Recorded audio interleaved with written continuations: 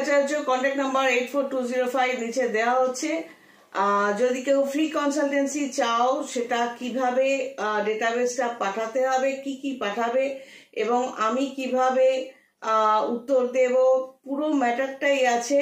যে হেডিং আছে যে ভিডিওতে, যে ফ্রি কনসালটেন্সি পেতে গেলে কি কি পাঠাতে হবে, ওই ভিডিওগুলো দেখলে হবে। বা 84205 নক করে বলবে আমাকে লিঙ্কটা পাঠিয়ে দিন, আমি লিঙ্কটা পাঠিয়ে দেব।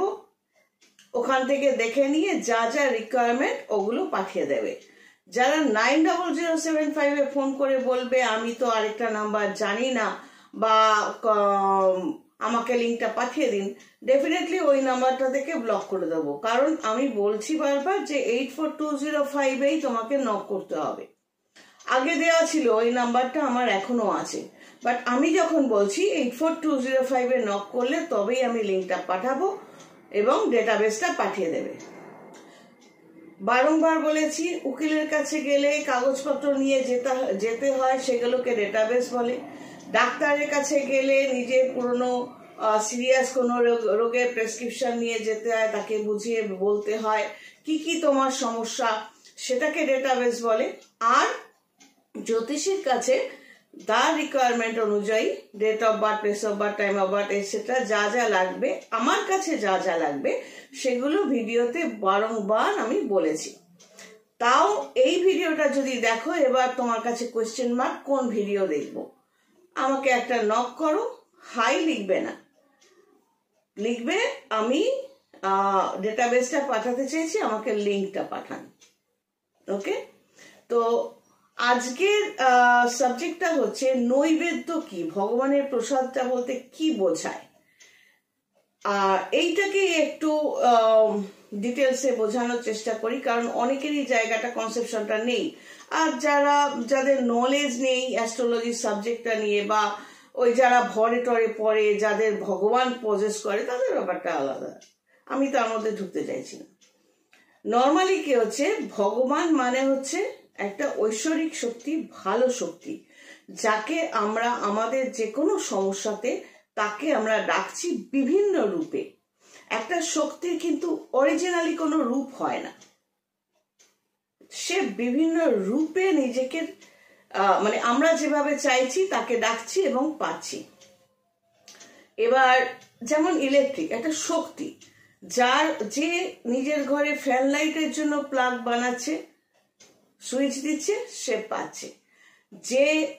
যার ইলেকট্রিকের দরকার নেই, সে প্লাগও জানে না, কি ফ্যান লাইট সেটাও জানে না, সে ইলেকট্রিক শক্তিটাকে ব্যবহার করতে পারলো না। সে সারা জীবন চেঁচিয়ে বেড়াবে শক্তি কি, শক্তি কি, আমি তো জানি না, আমি তো মানি না। আর যার অনেক কিছু আছে, সে বিভিন্ন প্লাগ পয়েন্ট বানাবে এবং সেগুলোতে সেই নিজের ইলেকট্রিক জিনিসগুলো ব্যবহার করবে, বিভিন্নভাবে সে ব্যবহার করবে। তো একটা শক্তিকে কে কিভাবে ব্যবহার করবে সেটা তার নিজের ক্যাপাসিটির উপর নির্ভর করে। এটা কোনো পাথর কবচ গুলিয়ে খাইয়ে দিয়ে হয় না। এবার কথা হচ্ছে নৈবেদ্যটা কি। যে ঐশ্বরিক শক্তি আমরা যাকে বলছি, যার দ্বারা আমরা সবাই পরিচালিত, তাকে আমরা খাইয়ে না দিলে সে খাবে না, সে আমায় উল্টে খাইয়ে দেবে, বা তাকে জল না দিলে সে উপোস থেকে যাচ্ছে, এগুলো হিউম্যান কনসেপ্ট। এটা হয় না। আমি দিই বা না দিই, সবই তার। তুমি আমার মোবাইলটা নিয়ে আমাকেই দিয়ে বলছো আপনাকে মোবাইল দিলাম, এইরকম ম্যাটারটা হয়ে যাচ্ছে তাহলে, তাই না? আমরা কেন তাকে জল অর্পণ করি, কেন তার নাম জপ করি, কেন তার পুজো আর্চা করি? তাকে পাওয়ার জন্য আমরা তাকে তেল দিই, সাদামাটা ভাষায়।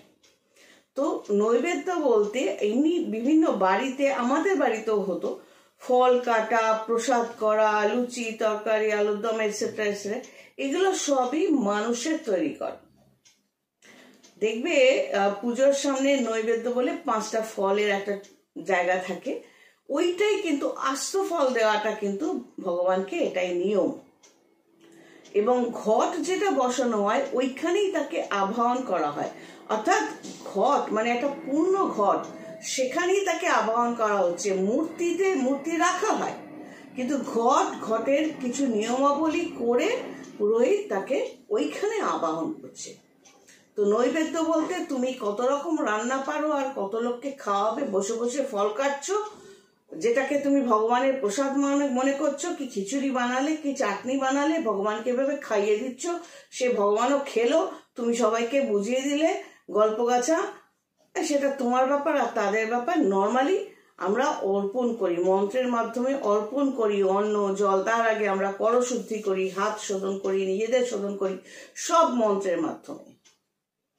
তো আমি কি রান্না করলাম, তাকে ভোগ দিলাম, ডাজন্ট ম্যাটার। ভক্তিটাই আসল কথা।